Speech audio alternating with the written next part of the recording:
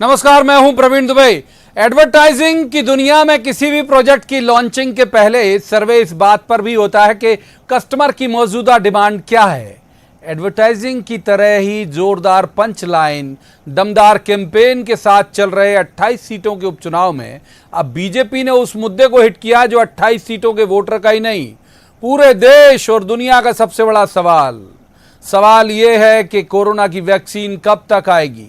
तो वैक्सीन जब आएगी तब आएगी। फिलहाल वैक्सीन का डोज देकर चुनाव में बड़ा दांव तो खेला ही जा सकता है।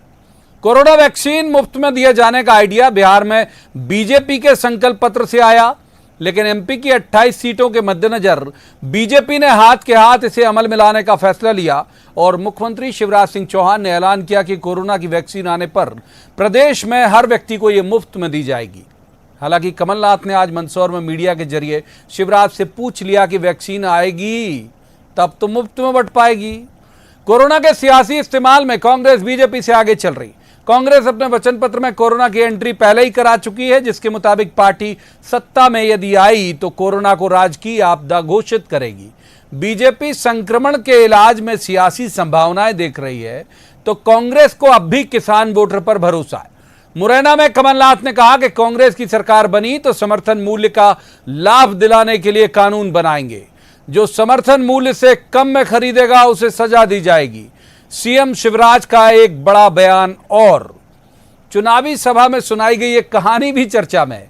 शिवराज ने कमलनाथ पर हमलावर होते हुए कहा कि वो एमपी को केवल चारागाह मानते हैं और शिवपुरी की पोहरी सीट पर एक कहानी के जरिए कमलनाथ को उन्होंने इशारों में शिकारी भी बताया। खैर, बयानों की बयार के साथ आखिरी दौर में पहुंच रहे इस उपचुनाव में फिर क्यों कोरोना पर लौटी है सियासत। सवाल यह है कि इस उपचुनाव में कोरोना के वैक्सीन पर दांव क्या जीत की गारंटी बनेगा।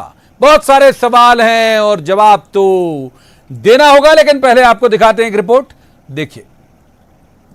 शिकारी आए, दाना डालेगा, जाल बिछाएगा, हम नहीं फंसेंगे।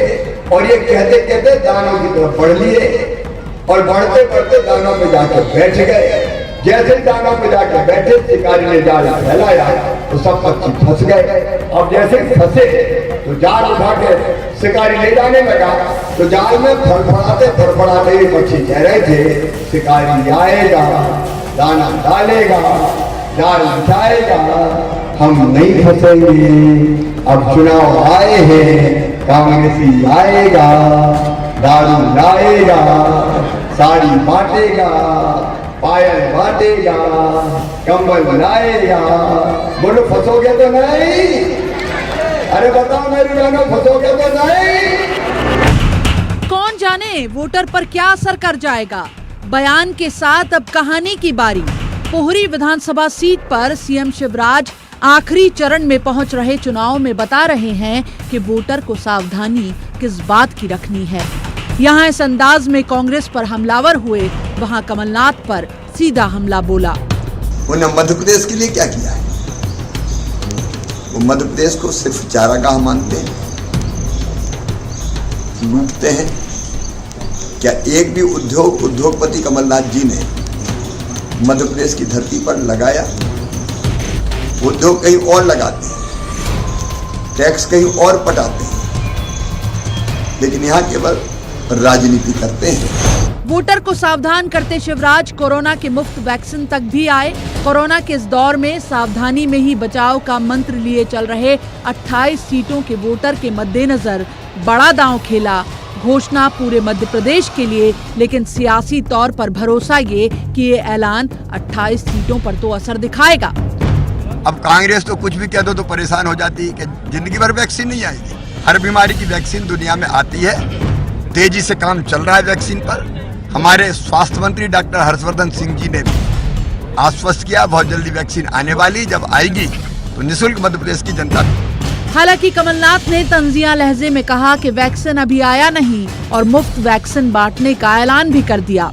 कोविड वैक्सीन आती है जी, तो हम लोगों को कोविड वैक्सीन मुफ्त में देंगे, पर अभी कोविड वैक्सीन का तो नाम निशान नहीं है, इसीलिए तो शिवराज सिंह जी घोषणा कर रहे हैं। 28 सीटों की चुनावी राजनीति में गिरते बयानों के साथ निजी होते हमले, चुनाव के साथ जो संक्रमण फैला है वो कोरोना जितना घातक नहीं पर खतरनाक तो ये भी है, सियासत में सब जायज है, सेहत की फिक्र भी सियासी हो जाती है, लेकिन क्या जो जनता का हक है वो दवाई भी अघोषित तौर पर वोट की शर्त लिए आएगी?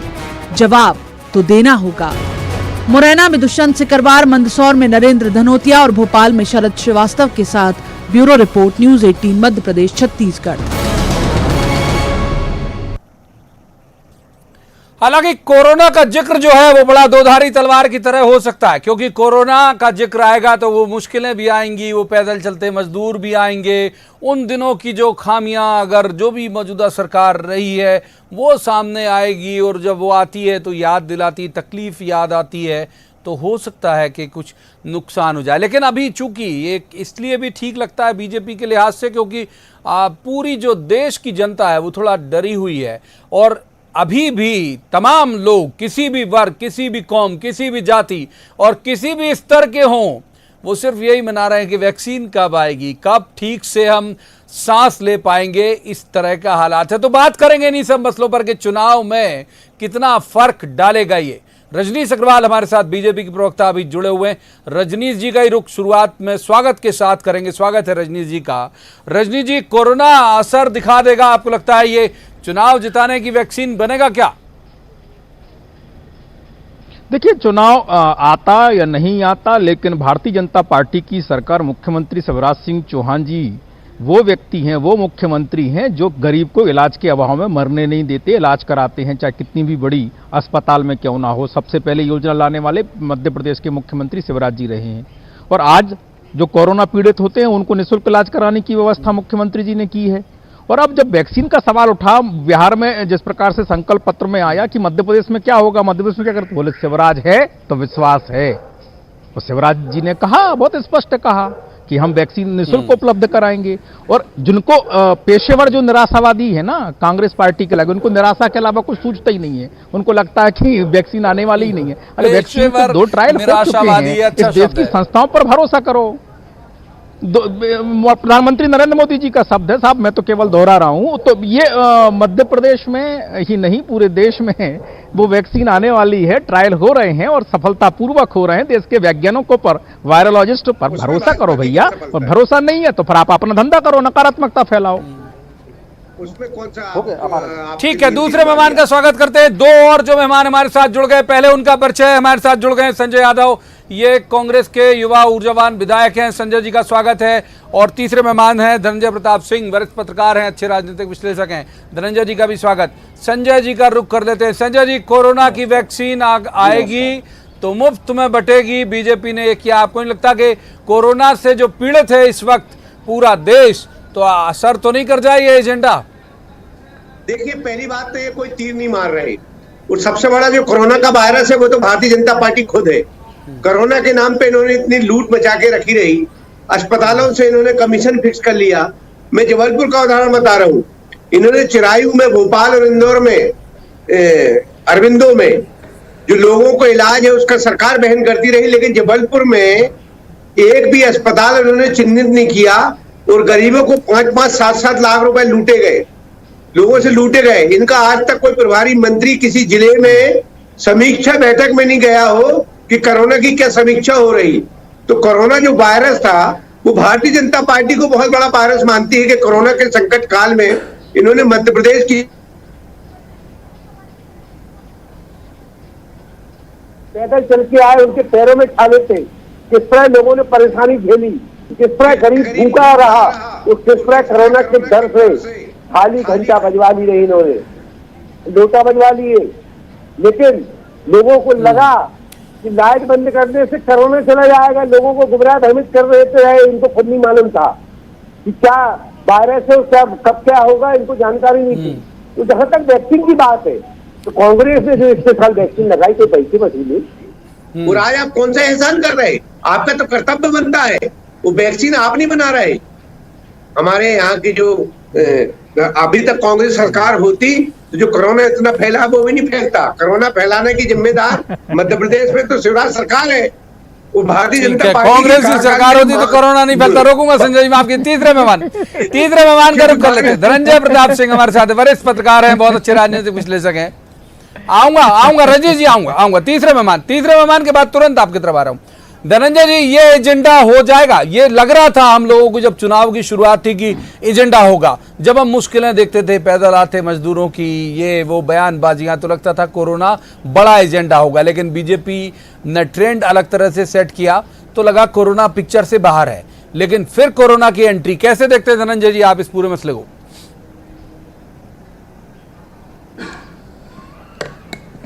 प्रवीण जी, वाकई में बात सही है कि जब कोरोना की एंट्री देश में हुई थी तो उस समय लग रहा था कि आने वाले समय में कोरोना बहुत बड़ा मुद्दा बनेगा।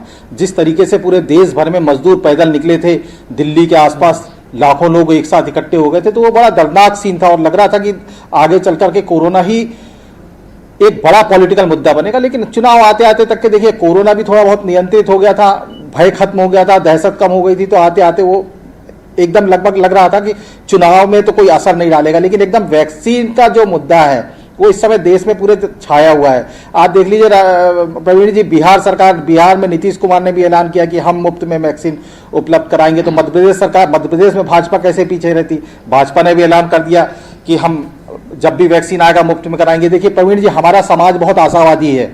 भले वैक्सीन अभी आया नहीं है, लेकिन उम्मीद की किरण तो दिख रही है कि आज नहीं आएगा कल आएगा। और इस घोषणा के बाद आदमी सोचता ही है कि आज आएगा कल, आज नहीं कल आएगा, जब भी आएगा तो मुफ्त में वैक्सीन मिल जाएगा।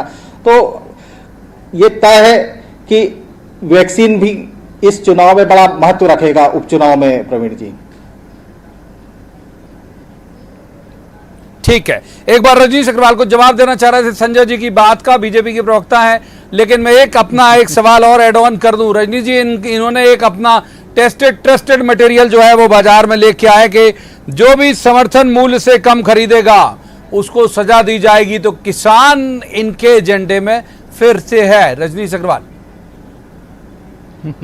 देखिए, जो 3 बिल आए हैं ना, 3 बिल में से 2 बिल का तो समर्थन स्वयं एक में केंद्रीय मंत्री रहते हुए और एक में मुख्यमंत्री रहते हुए कमलनाथ जी ने किया। जिन 3 बिलों का ये विरोध कर रहे हैं कि हम सरकार में ना राधा नो मन तेलोगे ना राधा नाचेगी वाली कहावत है इनके साथ में। खैर, दूसरी बात है, जहां इनकी सरकार है वहां करके सिद्ध करें। कोरोना को लेकर अभी बात कर रहे थे कि कोरोना सरकार, कांग्रेस की सरकार होती तो कोरोना कम हो जाता। अरे भैया, कांग्रेस की सरकारें पंजाब में हैं, छत्तीसगढ़ पड़ोसी राज्य, राजस्थान में, महाराष्ट्र में समर्थन से चल रही है। 40% से ज़्यादा मौतें महाराष्ट्र में हुई हैं कोरोना से, और कांग्रेस शासित राज्यों में जो कुल मौतें हुई हैं वो बाकी देश में टोटल जोड़ में उससे ज़्यादा हैं। तो रिकवरी रेट मध्य प्रदेश का अच्छा, मृत्यु दर मध्य प्रदेश की कम, मध्य प्रदेश में संक्रमण की दर कम, मध्य प्रदेश में तेजी से संबल योजना के तहत तमाम लोगों को आयुष्मान भारत के तहत राहत देने का काम, और हम पर आरोप लगाते हो। कम से कम आप पड़ोस में देख लेते, राजस्थान और जहां के मुख्यमंत्रियों को प्रचार में बुला रहे हो, जहां के मंत्रियों को प्रचार में बुला रहे हो, उनसे ही पूछ लेते कि भैया क्या हाल है आपके यहाँ के। और दूसरी बात यह है कि वैक्सीन आएगी और ये भरोसा दिलाना है गरीब मजदूर को, भरोसा दिलाना कि वैक्सीन आएगी तो आपको मिलेगी, निःशुल्क मिलेगी, चिंता मत करना। शिवराज है तो विश्वास है। ठीक है, वैक्सीन आएगी निःशुल्क। संजय यादव जी का रुख करेंगे। संजय जी, आप रंजीत जी की इन बात का जवाब दें। इसके अलावा एक जो आज का हमारे एजेंडा और भी है आज की डिबेट का, वो ये है शिवराज जी का भाषण, जो वो ज्यादातर जगह जाके बोल रहे हैं शिकारी आएगा। तो आपके लिए उन्होंने जो उस शिकारी आएगा कहानी को बदला है, आप सुन पाए या नहीं? मैं ही सुना देता हूं। कांग्रेस ही आएगा, दारू लाएगा, कंबल लाएगा, नोट लाएगा, फंसना नहीं है। संजय यादव जी, जो व्यक्ति अहंकार में डूबा हो, और उन्होंने शिवराज जी को मालूम है कि कैसे कंबल बांटे जाते, कैसे दारू बांटी, आपका शासन है, आपका प्रशासन है। आपके लोग, चूंकि रजनीश जी, मैं कोरोना की पहले बात करूंगा, रजनीश जी को इसलिए नहीं मालूम है कि रजनीश जी प्रवक्ता हैं और शायद कभी जनप्रतिनिधि रहे। जनप्रतिनिधियों को कोरोना में लोगों को क्या दर्द हुआ, वो एहसास जनप्रतिनिधियों को ज्यादा हो सकता है। प्रवक्ता को तो जो पार्टी लाइन तय कर देती कि आपको ये बोलना है, इतना झूठ बोलना है, इतना सच बोलना है, वो बार बार झूठ बोलना है, तो ये प्रवक्ताओं का काम रहता है। हम लोग जनप्रतिनिधि हैं, हम लोग मालूम है किस तरह से लोग पीड़ित रहे, किस तरह से लोगों के आंखों में आंसू थे, किस तरह से लोग तरस रहे थे, मजदूर कैसे रो रहे थे, ये हम लोगों ने दर्द देखा। वो तो भला हो कमलनाथ जी ने 600 रुपए जो पेंशन कर दी रही, तो 1800 रुपए 3 महीने के अगर इकट्ठे ने दे दिए तो उसके घर में हल्दी आ गई, नमक मिर्ची आ गया कि आपने तो गेहूं चावल दिए वो कर्तव्य था, लेकिन हल्दी मिर्ची के लिए पैसे नहीं थे लोगों के पास, गरीबों के पास। ये दर्द हम लोग जान सकते हैं क्योंकि जनप्रतिनिधि है। आप भी किसी भी भारतीय जनता पार्टी के जनप्रतिनिधि से पूछ लीजिए कि कितना दर्द सहा है कोरोना शिवराज के कोरोना ने। इन्होंने सरकार गिराने के चक्कर में मध्य प्रदेश में जो हालात बिगड़े उसके पूर्ण रूप से जिस तरह से शिकारी पे भी तो आ जाइए थोड़ा, शिकारी आएगा, कांग्रेस ही आएगा, दारू लाएगा पे भी तो आ जाइए कुछ। देखिए, शिकारी स्वाभाविक है, ये दारू की संस्कृति शिवराज ने गांव-गांव दारू बिकवाने का काम किया है, शिवराज की सरकार ने किया है।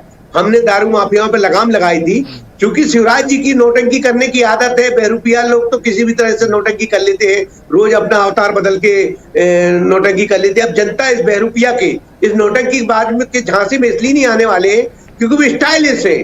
उनको तो किसी नाटक कंपनी में होना चाहिए, जैसे मदारी होता है ना, उस तरह से उनकी बौखलाहट, उनकी छटपटाहट भाषणों में झलक रही है कि किस तरह से शिवराज जी के मन में बौखलाहट है। अगर आपकी इतनी जनता आपकी इन बातों में आती तो पिछली बार आपकी सरकार बन जाती ना, क्यों नहीं बनी? ये तो खरीद फरोख्त की सरकार है, आपकी सरकार नहीं है, ये तो खरीद। धनंजय प्रताप सिंह का रुख कर लेते हैं, धनंजय जी का रुख कर लेते हैं। धनंजय जी, कांग्रेस ने जो एक दांव चला वो समर्थन मूल्य वाला, उसको लग रहा है कि साहब किसान अगर साथ आ जाएंगे तो उधर आ जाएगा। और दूसरा, बीजेपी जिस तरह से आक्रामक करती जा रही कैंपेन अगेंस्ट कमलनाथ, कैसे देखते हैं आप इसे?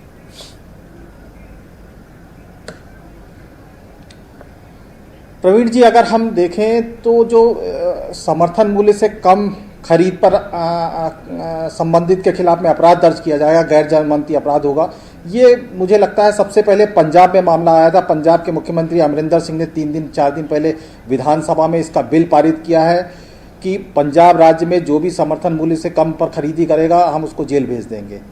उसी की मध्य प्रदेश में कांग्रेस ने उसको अपना मुद्दा बनाया है। लेकिन मुझे लगता है पंजाब में ये तो असरकारी हो सकता है प्रवीण जी, लेकिन मध्य प्रदेश में इसका कितना असर होगा इसकी संभावना मुझे बहुत कम दिखती है। क्योंकि आप अभी गेहूं की खरीदी को देख लीजिए, कोरोना काल में मध्य प्रदेश में रिकॉर्ड गेहूं खरीदा गया, इतना रिकॉर्ड गेहूं खरीदा गया कि पंजाब भी पीछे रह गया हमसे। हाँ, इसका मतलब यह है कि सारे किसानों ने अपना समर्थन मूल्य पर गेहूं बेचा है।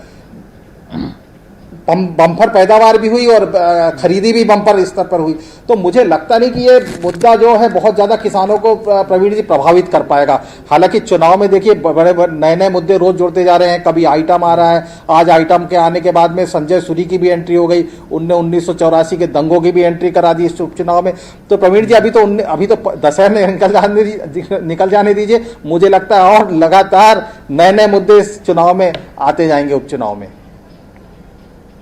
ठीक है, नए मुद्दे आ जाएंगे। रजनीश अग्रवाल जो कह रहे थे संजय यादव जी, वो उसका भी जवाब चाहूंगा। और दूसरा ये चाहूंगा कि ये शिकारी आएगा, दारू कंबल लाएगा, तो पिछले बार अगर कांग्रेस ये मैजिक फिगर के आसपास पहुंच गई थी तो दारू कंबल नोट बांट गई। देखिए, बहुत प्रयास हुए हैं और ये तो 70 सालों में करते रहे हैं। TN सेशन के पहले कैसे चुनाव होते थे ये सब हम जानते हैं, हमने भी देखे हैं, आपने भी देखे हैं, और कई किस्से भी सुने हैं पुराने लोगों से, और इसी मध्य प्रदेश के किस्से भी सुने हैं। दूसरी बात यह है कि समर्थन मूल्य पर शांता कुमार कमेटी का कहना है कि केवल 4% कांग्रेस के शासनकाल में केवल 4% खरीदी होती थी। मध्य प्रदेश में मुख्यमंत्री शिवराज जी रहते हुए एक दाना खरीदेंगे, और खरीदते हैं सबसे ज्यादा गेहूं खरीदा, दलहन और तिलहन भी खरीदे। जब कमलनाथ जी मुख्यमंत्री थे तो इन्होंने जो अधिसूचित फसलें की थी वो भी नहीं खरीदी, जो अधिसूचित फसलें की थी वो भी नहीं खरीदी, और तमाम प्रकार की फसलों को नहीं छोड़ने का काम किया। इसलिए तमाम प्रकार के किसान उनको 15 महीनों, सुन लो भैया संजय जी, सुन लो, जरा शांति रखो, सुन लो। और 15 महीने का शासन इन्होंने किसानों ने देखा है कि किस प्रकार से ठगा कमलनाथ जी ने। इसलिए ना 9 मन तेल होगा, ना राधा नाचेगी। हम तो समर्थन मूल्य पर अनाज भी खरीदेंगे, दलहन भी खरीदेंगे, तिलहन भी खरीदेंगे, खरीदा था, खरीदा है और आगे भी खरीदेंगे। अब तीसरा वक्त जो है आगे जाने की इजाजत देता नहीं है। तीनों मेहमानों का इसी वक्त यहीं पर शुक्रिया अदा करना पड़ेगा, लेकिन शिकारी आएगा, जाल फैलाएगा, फंसना नहीं है। ये वोटर बहुत बेहतर तरीके से समझता है और मुझे उम्मीद भी है कि समझना भी चाहिए। हम एक जिम्मेदार चैनल होने के नाते हम भी कहेंगे कि शिकारी आएगा, जाल फैलाएगा, फंसना नहीं। अब शिकारी कौन है आप तय कर लीजिए, क्योंकि बहुत समझदार और जिम्मेदार हैं आप। आज की इस चर्चा में तय कल किसी खास मसले पर खास पैनल के साथ बैठेंगे और कहेंगे जवाब तो देना होगा। तब तक आप देखते रहिए न्यूज़ 18 मध्य प्रदेश छत्तीसगढ़।